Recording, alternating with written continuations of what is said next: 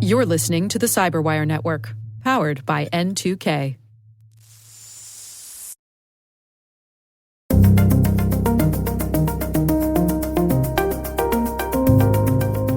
Back then, you had to know everything.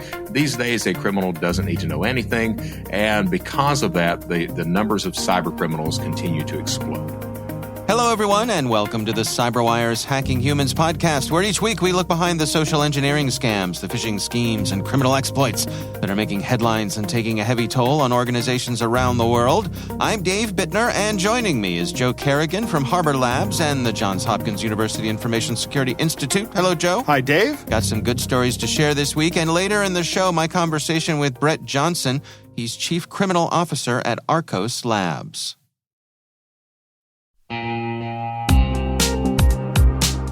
But first, a word from our sponsor, KnowBe4. Where would InfoSec professionals be without users making security mistakes? Working less than 60 hours per week, perhaps. Actually having a weekend every so often. We get it. User behavior can be a challenge. But users can also be an InfoSec professional's greatest asset once properly equipped. What do we mean by that? Well, stay with us, and in a few minutes, we'll hear from our sponsors at KnowBe4 on that very question.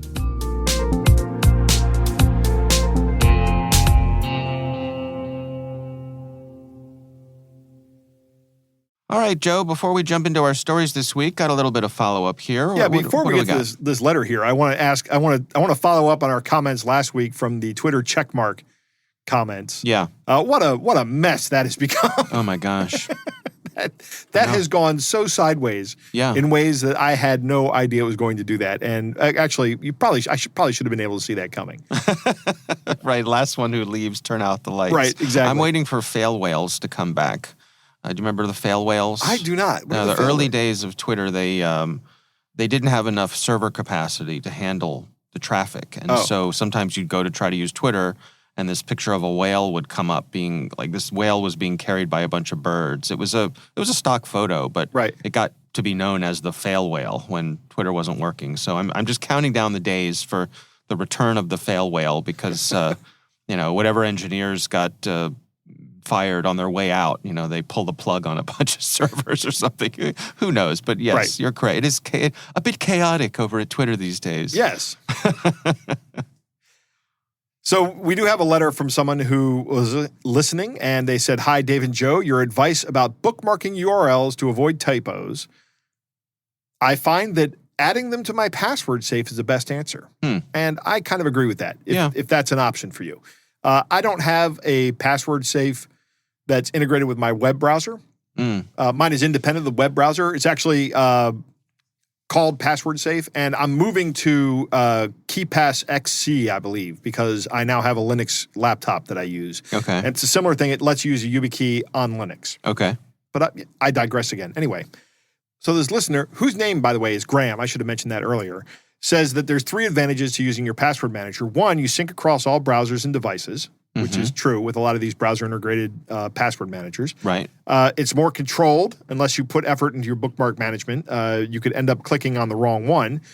Right. That's correct. And most importantly, it integrates with the user credential management and encourages further use of the password manager, which is correct. Also, it won't, if you rely on that heavily, it won't let you enter a password into a domain that isn't correct. Yes, I was just going to say that, which is important. Another benefit. So if you're using a browser-integrated password manager, that's really the best option. Yeah, and just to clarify on that, what we're talking about is that if you go to a domain that looks very, very close to the actual domain you're trying to go to, in other words, someone is trying to spoof a legitimate domain. Right, with typo squatting or something. Yeah, and you try to use your password manager to put in your credentials, your password manager will say, hold on a second here, cowboy. Right. This is not the domain you think it is. Are you sure? And so it's just a nice additional little level of basically your password manager watching your back for you. Right. Yeah. Graham goes on to say, with respect to multiple jobs, one of the engineers working for me used to work for a consultancy firm. And when he started, he said he continued to want to do some work with them, which is kind of like a lot like what I'm doing with Harbor Labs and Hopkins, I guess. Yeah. He's doing it out of core hours, and in return, how I got the company to agree to it, he still has access to mentors and experience that come with the consultancy instead of working for a single financial company, which is where he works, where Graham works. Yes, we have to trust that he won't give the consultancy firm any of our data or information, but that's a risk I feel is justified and for his and indirectly our benefit as well. I generally believe that people are ethical. Yeah. And, in a professional setting, that is a risk that you run. But if these businesses are different enough, I think it's a really low risk. And you can make it explicit in the employment contract as well. Yeah. We got a number of responses to our conversation about people taking on multiple jobs. Yeah. Some people were quite fired up about it. Right. Saying that, what's the problem? So just to clarify, I think if you're on the up and up with both employers and you let them know what's going on and they're okay with it, then I don't see there any problem being any problem with it. Right. However, I can't think of many employers who would be okay with you having two full-time jobs. Right. Right? It's one thing to have a full-time job and deliver pizzas on the weekend or do some consulting or pick up some extra work. Lots of people do that, and I don't think there's any problem. Again, as long as you're straight with your employer, run it by them, and they say, there's no conflict there. Right. But I think a lot of what we were talking about was people who are not being honest about it, who are taking multiple jobs, either to try to have multiple full-time jobs or just outright fraud. Yeah, outright fraud is indefensible, right? Yeah. And if anybody thought that I was endorsing that, no, I'm not. Yeah, no, I don't think anybody was. I think, more of the steamy feedback we got was from folks who were saying there's nothing wrong with this, that, that disagreed with us that there could be any problem with someone working multiple full-time jobs. And so, I'm kind of falling in that camp. I understand their position on it. Yeah. As long as you are performing up to the standards of both jobs to an acceptable level. Yeah, yes, but I would add, and as long as both jobs are okay with it. Right. I think you should be on the up and up and be straight with both of them, and so that they can evaluate you with that in mind. Right. So it might help. Yeah.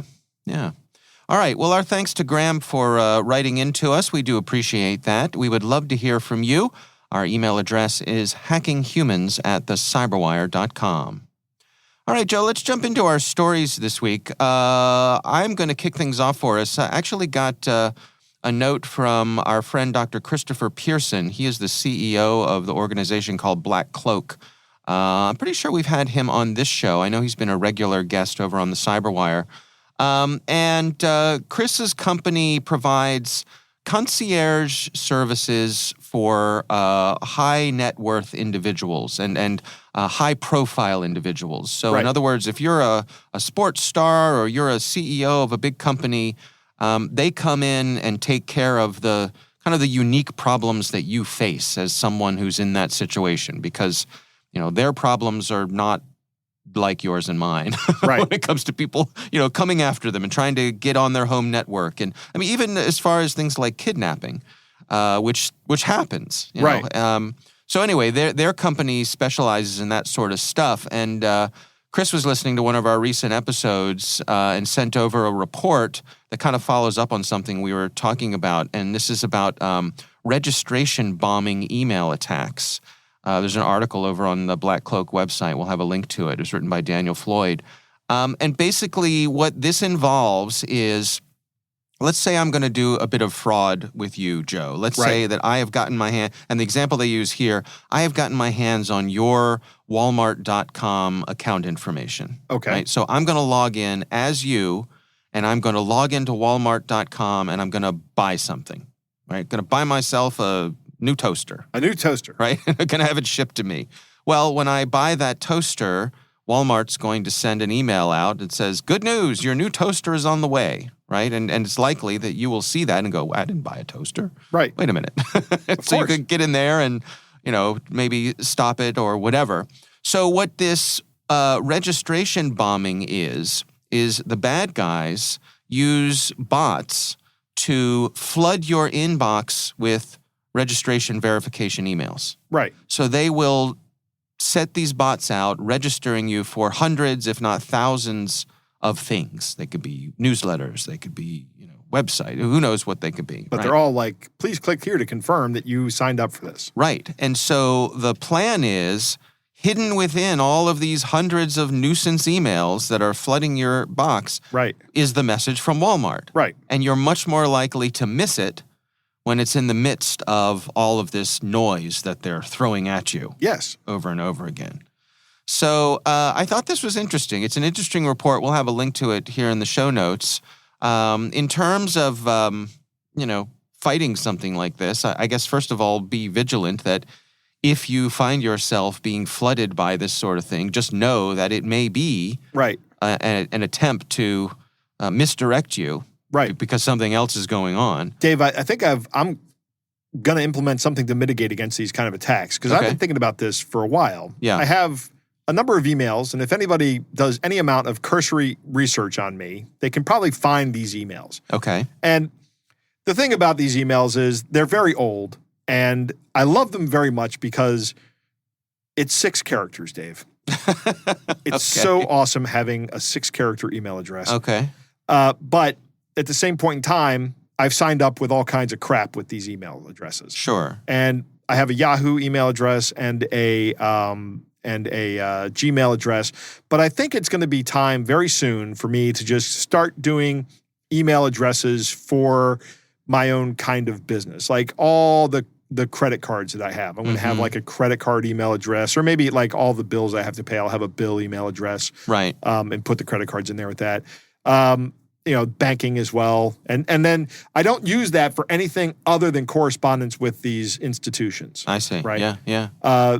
That way, and I don't publish that. I don't say, hey, here's my email for you to contact me. That's not the email for you to contact me. That's the email for my bank to contact me. Right. And I think that's probably a good idea. I don't know if, you know what, I'll try it and I'll let you know how it works. There's another method I've seen folks use with Gmail. You can append your email address with I think, is it a plus sign you put after your name or something like that? Something like that. Yeah. Maybe it is a plus sign. A dot is something different with Gmail. Yeah, I think it's a plus sign. So in other words, if your email address at Gmail was joe@gmail.com, you could say Joe and then plus sign banking at gmail.com, and you could sign up for all your banking things using that. They would send a message to Joe plus banking at gmail.com, and you would get that in your Joe email box, but it makes it very easy for you to filter. Right. It makes it easy for me to filter, but anybody that sees my email address will know what my email address is. And the idea is true. Then they could strip it out. Yeah, they could strip it out. Yeah. No, that's true. I think the best thing to do is have a different Gmail address. They're all free. Yeah. Remember back in the days when you had to get recommended to Gmail? You had to know someone. You had to know someone. Yeah, you did. That's how I got my Gmail account. Thank you, Nancy Debnam, for sending my invite. That's right. All right. Well, we will have a link to this report from our friends over at Black Cloak. Again, our thanks to Dr. Christopher Pearson for sending this over. We do appreciate it. Joe, what do you got for us this week? Dave, I know we've talked about these kind of things before a lot, but the FBI is now talking about a really big step up in tech support scams.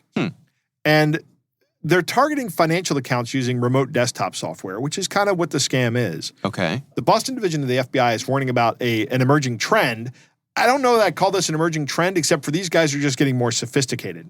That what they're doing is the same thing that they've always done, where they put a pop-up on your screen somehow with like a website. They have either tricked you into going to some place you shouldn't have gone, right? Or they've compromised some website that you go to anyway, like a watering hole attack. Yeah. And they say, your computer is infected. Please call Microsoft tech support. Or they'll call you and they'll say, this is Microsoft tech support. We found a virus on your computer. Sure. Right? Which should be the first red flag for anybody, right? Mm-hmm. Tech support never calls you. It just doesn't happen. Right. Wouldn't it be great if that was the way it worked? It would be nice. My computer's not working. Ring, ring. Oh, we noticed your computer's not working. No, that's not how it works. It would go right to voicemail. Right. It would. So in 2001, I'm sorry, I said 2001. It's 2022. So in 2021, the FBI says that 23,903 people reported losing more than a third of $1 billion due to tech support scams. Wow. Which was a 137% increase over the losses from the previous year. 60% reported to be over 60 years old. So this is a scam that older people fall for at a higher rate. Probably because they're not digital natives. Could be, yeah. And I saw a news report on this where they had an agent from the FBI on, and she was saying that it's something that definitely targets older users. Now, we've seen other data that says that older users are less likely to fall for scams. But I think in this scam, they're the ones that are more likely to fall for it, right? Because younger users have grown up in this world. They know tech support doesn't call you or reach out to you. Oh, okay. Right? They know that. Older users might not know this. But get this, Dave. There was a couple from Maine that lost $1.1 million in a tech support scam. Wow. You blinked really slowly there.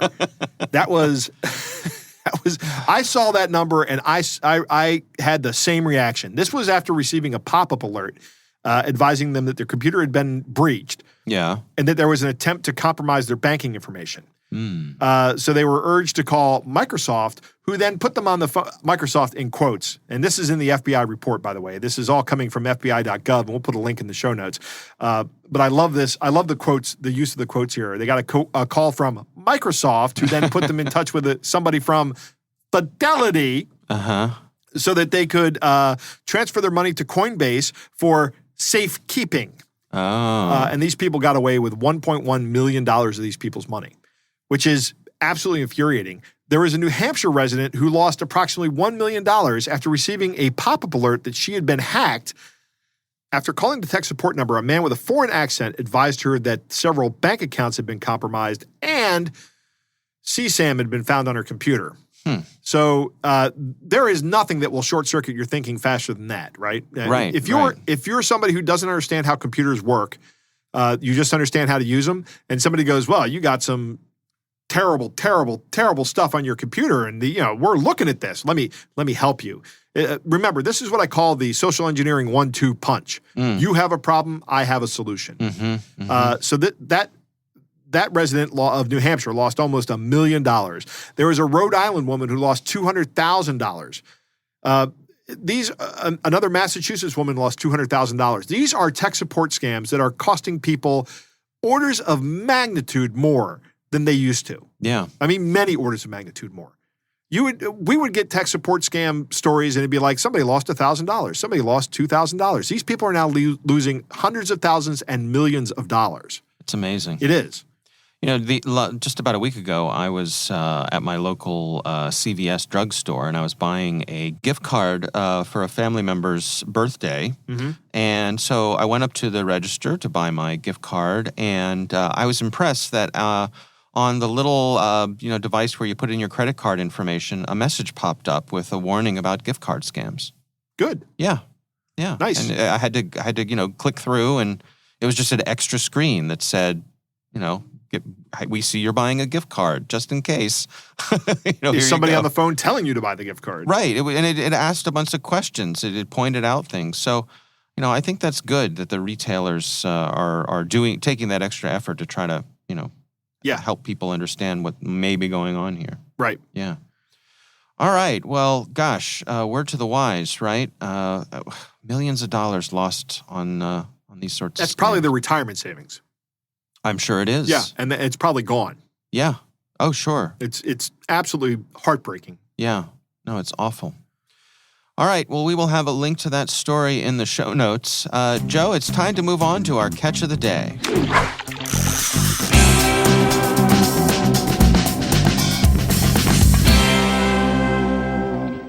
Dave, our catch of the day comes from a listener. It's a story that was written by the listener. He's got an interesting story about a Steam account takeover attempt. So I'm going to let you just go ahead and read Norman's story. Okay. He writes in and says, "My name is Norman. I'm from Germany, and I study computer science. I really enjoyed listening to your podcast. Last week, someone tried to steal my Steam account. I was contacted via Discord by a user that sent me a screenshot of my Steam profile and asked me if this was me. After I confirmed that, he told me that he accidentally reported me to Steam, and now my account will be permanently banned. Supposedly, he was scammed on Steam for $450 on a sale, and the scammer had the same profile picture, and that's how he ended up reporting me to Steam. Now, to prevent my account from being banned, I should please contact a Steam or Valve developer via Discord or Steam chat who can fix it. This alleged Steam employee sent me a fake certificate saying that he works at Steam. After that, he said he would have to search my account to verify I am not the scammer. After this, he will send me an email, and I should send him the link back so he will be able to perform the verification. The email was a recovery link that would allow my account to be taken over. In the mail was also that the request comes from the Philippines. On my question whether he does not work in the U.S., he answered, but he was just connected via VPN. The texts seem very good, and I couldn't find any serious errors, but I'm not a native English speaker, so maybe I just didn't notice them. Thanks for your podcast, and please keep up the good work. Best regards, Norman. All right, what do we got here, Joe? So that is a very good point. I want to focus on that point first. That Norman, did he say he was from Germany? Yes. So not a native English speaker, but can write and speak English pretty well, probably. Yeah. Most Germans can, actually. Better than most of the most of the catches of the day that we get here, right? So, but Norman makes an excellent point. Not being a native English speaker, being communicated to in English, you might miss what a native English speaker would catch. Sure. I think that's worthy of note. What's going on here is we've had stories like this before. They're just trying to steal your Steam account because you can do the reset my password. I've lost access to my Steam account. Here's the thing about a Steam account, Dave. Yeah. I've spent a good amount of money on games on Steam. Okay. Not tons of money, but over the years, it's probably been more than $1,000. Okay. Right? Mm-hmm. If I lost that, I would lose a significant access to a significant amount of things I purchased. Right. So people know that these things have value. Now, fortunately for me, I don't have a lot of games that people want on they're all older games now, right? Okay. First off, I don't have time to play games anymore. Yeah. It just doesn't happen. I used to love playing like Fortnite and things during the pandemic, but sure, it's just now we're back to normal and I've just haven't been on the gaming system. Yeah. But is that what they're after here? I mean, are they after your games? Or are they after they're after your account because it has games in it, and your games might have items that they can then sell to other people. Okay. So they can monetize your account and sell that. They can sell off your items in any game that you have that are tradable. I don't play any of those games, so I'm not exactly sure how those work. Okay. There's other trading things that you get in Steam, and I don't know if you can trade and buy. There's gems. I don't know what that is. I just ignore it. I don't even know why it's there. Mm-hmm. I look at Steam like, I want to play a video game. Let me get the video game. And maybe I'm being the grumpy old man here, but why can't I just play my video games? That's right. Right. Go to the arcade with my pocket full of quarters. Pocket full of quarters. That's right.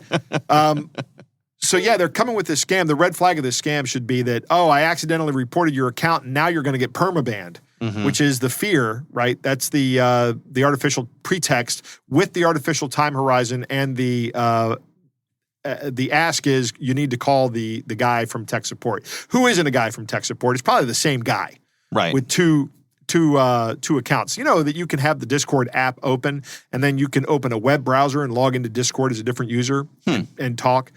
Or even in Discord now, you can have two accounts logged in and switch between them on the app. Okay. I think that's a relatively new feature. I don't know. Maybe it's old and I just missed it until recently. Yeah.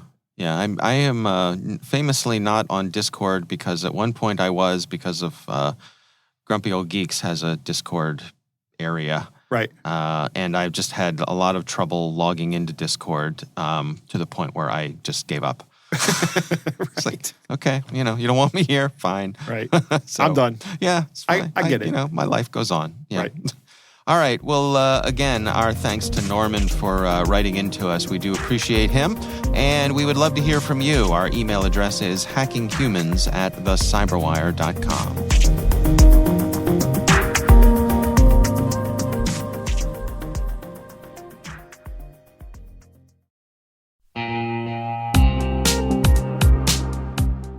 We We were talking about making users into an asset for security professionals. Simply put, users want to do the right thing. They're often just lacking the knowledge to do so. That's one of the reasons KnowBe4 has released Security Coach, a real-time security coaching tool that takes alerts from your existing security stack and sends immediate coaching to users who've taken risky actions. For example, imagine a user has visited a high-risk website or tried to open a document containing malware. Existing security tools will likely block that action, but the user might not understand why. Security Coach analyzes these alerts and provides users with relevant security tips via email or Slack, coaching them on why the action they just took was risky. Help users learn from their mistakes and strengthen your organization's security culture with Security Coach. Learn more about Security Coach at knowbe4.com/securitycoach. That's knowbe4.com/securitycoach.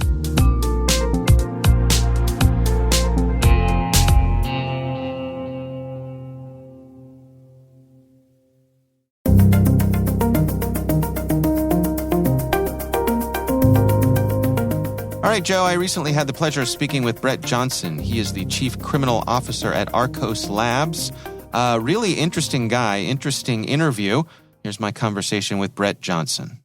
The United States Secret Service referred to me as the original internet godfather. Now, the way I got the title was 39 felonies because 38 just ain't enough. A place on the United States Most Wanted list, I escaped from prison, and I built and ran the first organized cybercrime community. It was called Shadow Crew. It was a precursor to today's darknet markets, laid the foundation for the way modern cybercrime channels operate today. The 39 felonies had to do with refining modern financial cybercrime as we now know it. And yes, that does get one sent to prison, deservedly so. And usually that's where the story ends. If the bad guy gets out of prison, he is soon to go back to prison and he stays the rest of his life there. I was very fortunate with the help of my wife, my sister, and then finally the FBI. I was given the opportunity to turn my life around. I took it, and today I lead a very blessed life today. I'm a spokesperson for AARP. I speak across the planet. I'm Chief Criminal Officer for Arcos Labs. Life is good. Life is good. Well, good for you. And I suppose, that really gives you a unique insight into both sides of these things that we're facing here today. What drew you to, when you were on the dark side, what was the appeal there?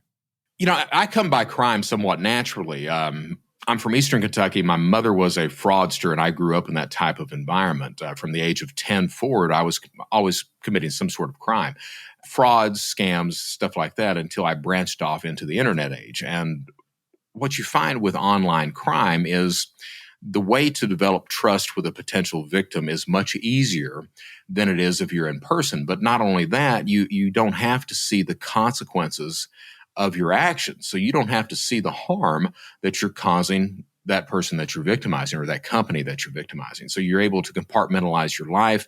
At the same time, it's almost like a puzzle type mentality. And I love puzzles. So it's how do you get past this security system? What tools do you need to use? What do you need to do to get access, information, data, or cash?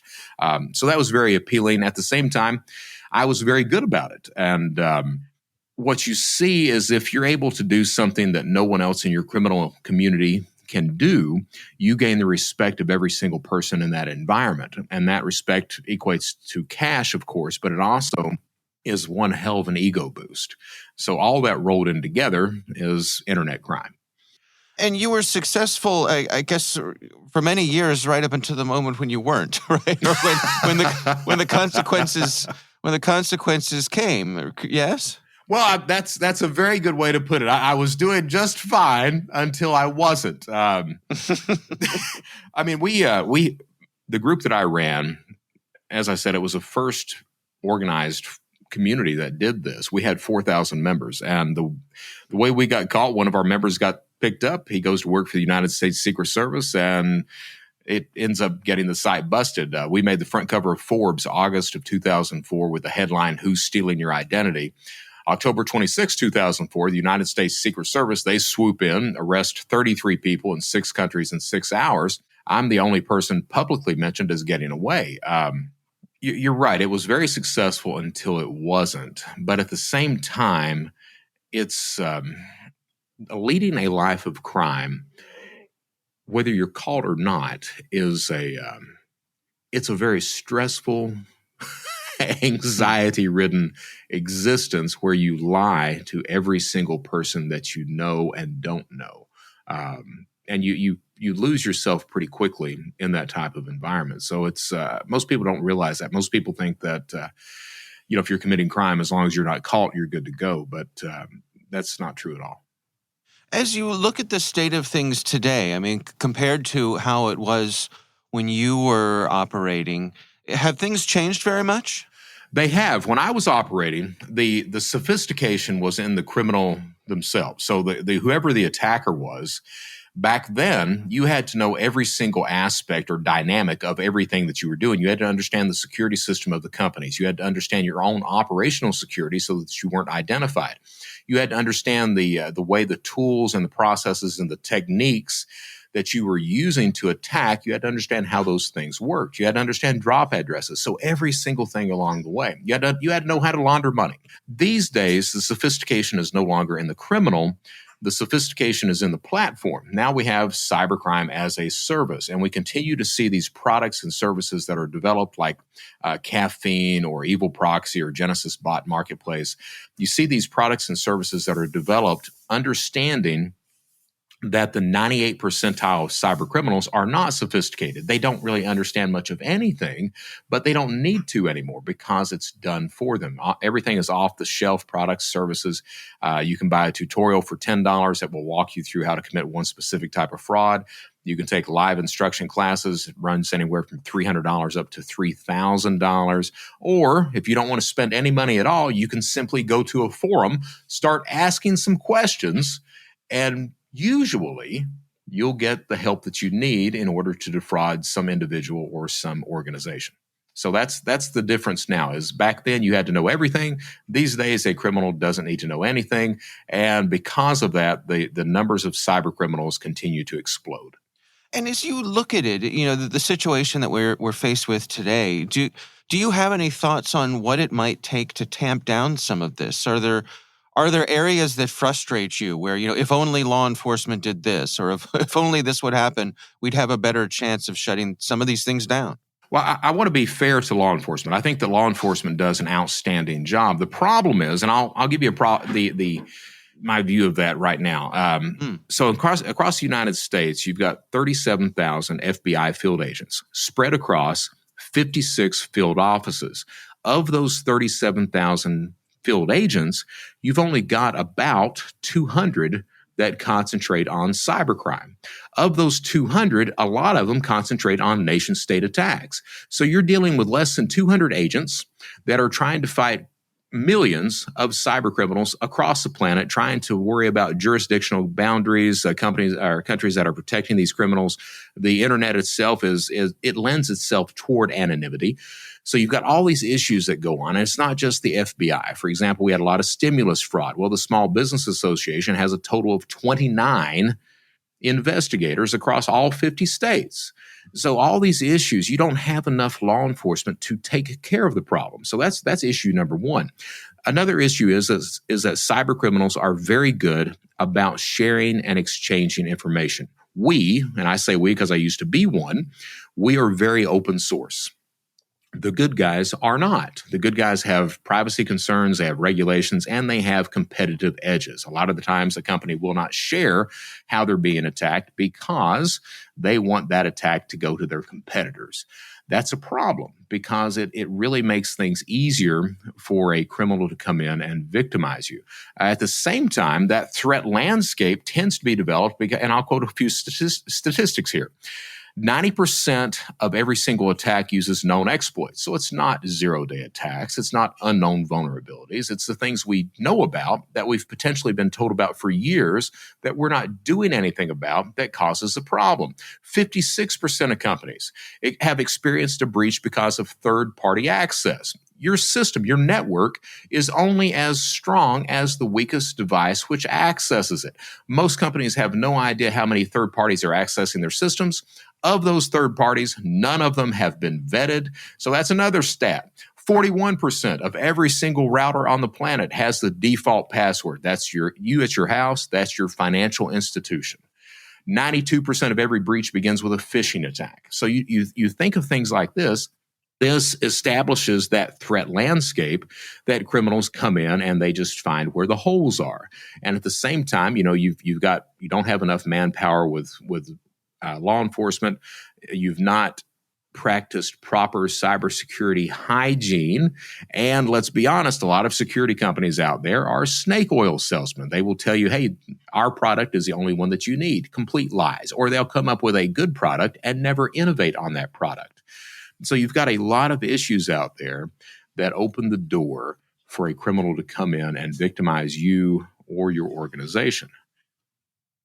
You're walking down the street in any big city and you might come across some folks doing a 3-card Monte kind of thing. Your street level fraud.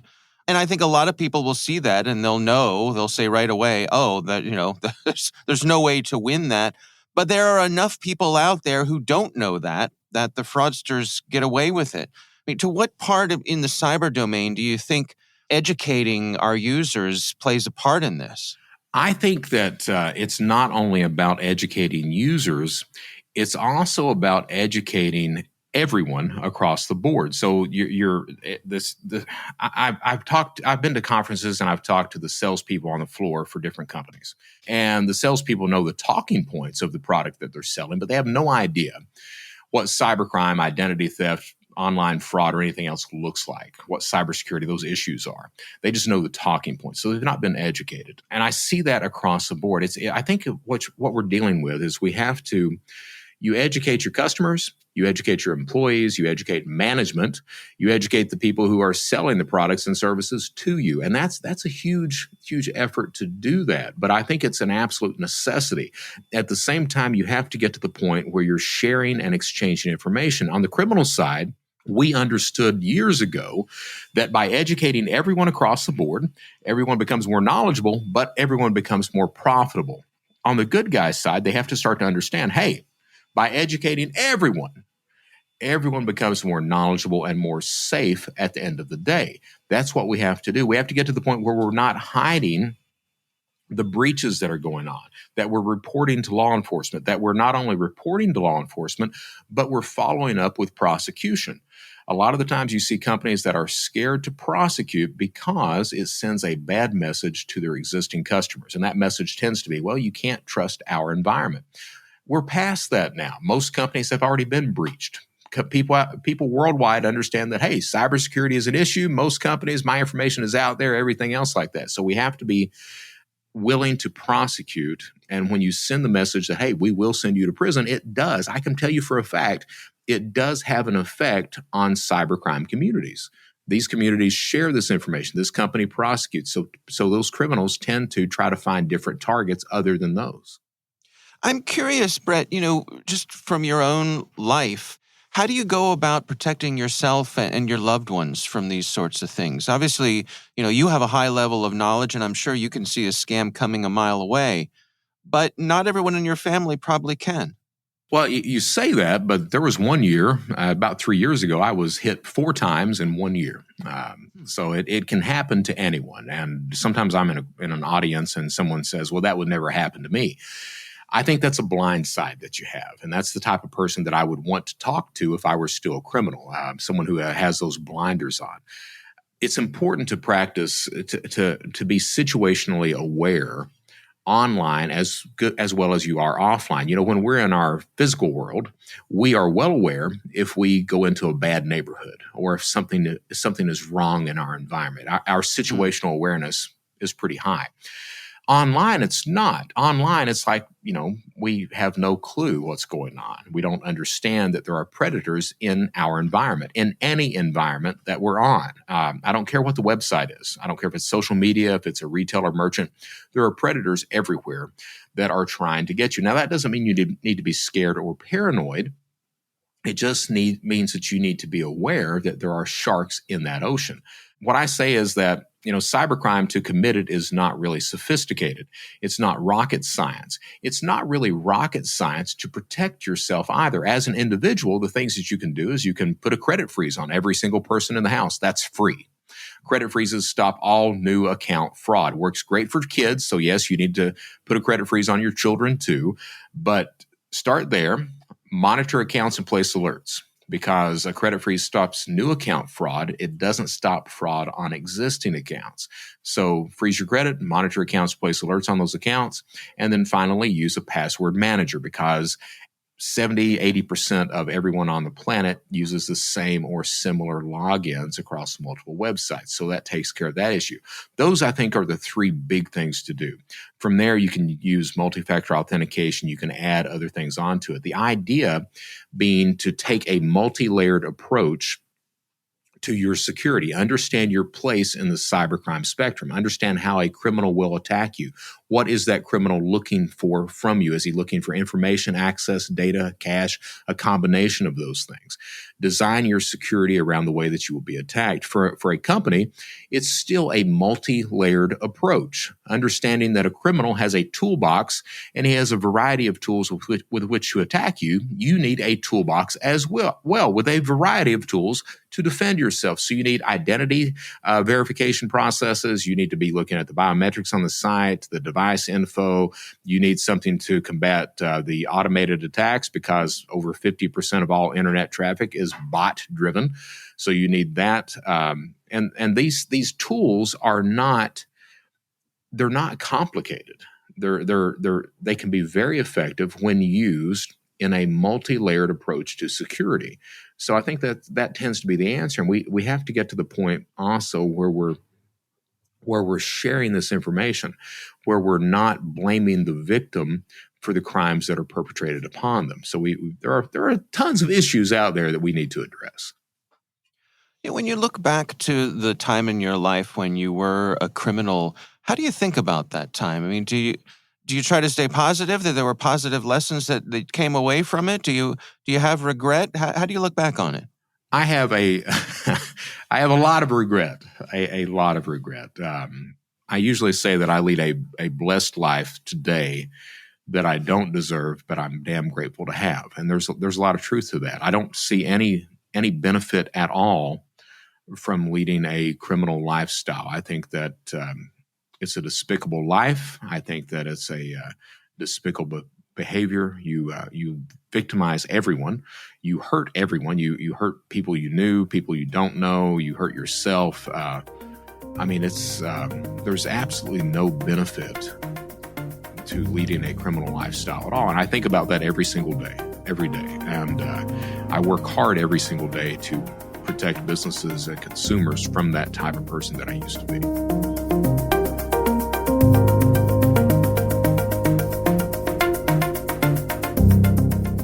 Joe, what do you think? That was an interesting story, Dave. Isn't he an interesting guy? Yes. Yeah. I mean, talk about a colorful, interesting life. Right. Yeah. Brett makes 2 points early on. One, it's easier to get someone to trust you over the internet, which is probably true. And I think I've been thinking about this for a while. Why does that work? And I think it's because people don't understand what's going on behind the scenes in their computer. They've never had to understand how to connect things, right? Yeah. Remember when you and I were on bulletin board services back in the 80s and 90s? Yeah. We had to know how to do all that stuff. Yeah. Now you get a computer. Dial-up modems. Yeah. Right. Now you get a computer, and the hardest question about connectivity is what's the Wi-Fi password? Right. That's it. It's not what's the baud rate, what's the stop bits, what client do I use? None of that, right? So I think the fact that all that stuff is abstracted away from the user kind of makes it mysterious. Or I know it does, right? But I think that mystery is what makes it easier to trust somebody when they say, hey, I know what's going on, right? Right. So you're already, I don't want to say suspending disbelief, but you're already accepting a certain level of technological magic. Yes. So what's a little bit more? Exactly. That's my point. Okay. The other thing is that bad guys don't have to witness the consequences of their actions. Yeah. Which means if you're doing something terrible to people and you get to see what happens, that's going to have an impact on you. Not seeing it, you can walk away. Mm-hmm. You don't have to deal with it. Mm-hmm. It's easier to sleep at night. Interesting that he says that that a life of crime is a stressful existence. I'm kind of glad to hear that. Yes. And it's also the reason why I'm not a criminal. Because I know it's one of the many reasons I'm not a criminal, Dave. There's a lot of reasons why I'm not a criminal. One, because I tend not to be a bad guy. Right. Or at least I think I'm not a bad guy. But I couldn't handle the stress. The stress would absolutely kill me. That would be it. Right. I just always be imagine looking over my a shoulder. life looking over your shoulder all the time. Exactly. Yeah. Going through the various defenses of a system that's been put to stop you from getting access is like a puzzle to these guys. Mm-hmm. That's 100% correct. That's why they do it, right? It's really attractive to them. And now there's big rewards at the end of it. Yeah. So why not? It's fun and it's profitable. Right. Right up until the moment you get caught. Right up to the moment, you go to prison. That's Right. when it stops being fun and Yeah. profitable. Yeah. It's interesting about his observations on the specialization in the criminal world.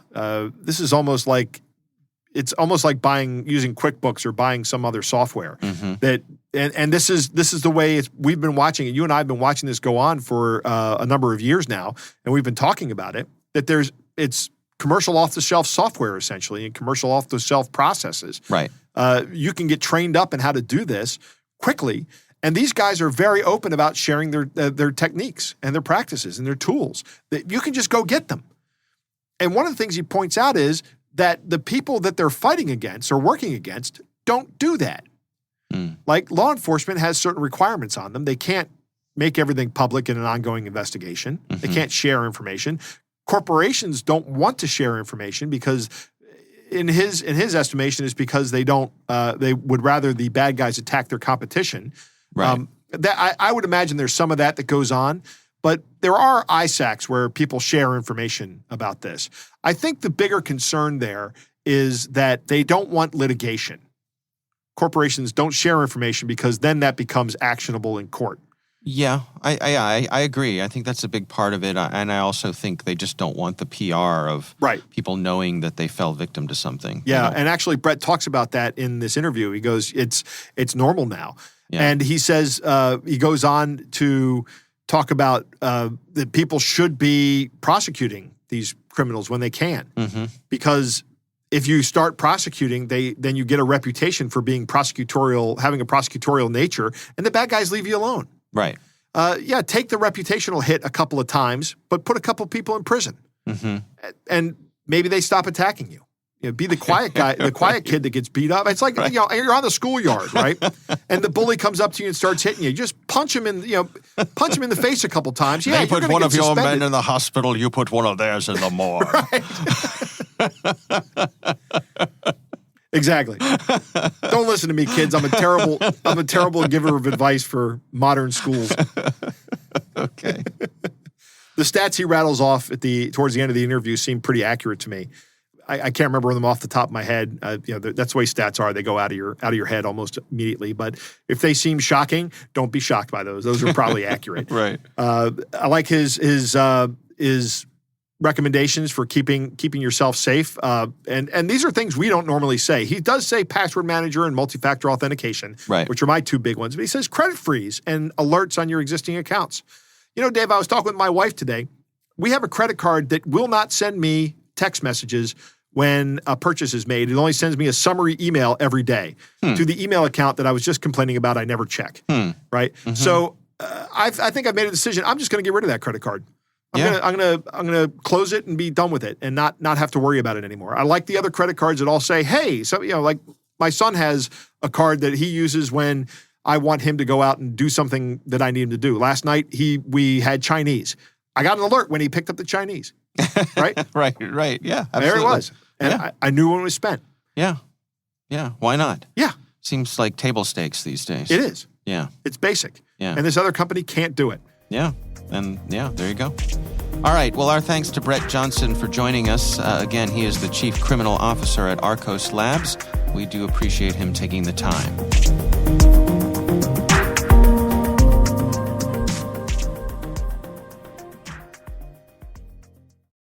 We want to thank all of you for listening, and of course, we want to thank our sponsors at KnowBefore.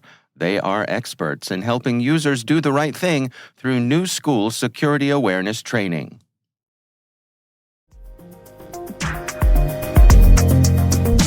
That is our show. We want to thank all of you for listening. Our thanks to Harbor Labs and the Johns Hopkins University Information Security Institute for their participation. You can learn more at harborlabs.com and isi.jhu.edu. The Hacking Humans podcast is proudly produced in Maryland at the startup studios of Data Tribe, where they're co-building the next generation of cybersecurity teams and technologies. Our senior producer is Jennifer Iben. Our executive editor is Peter Kilpie. I'm Dave Bittner. And I'm Joe Kerrigan. Thanks for listening.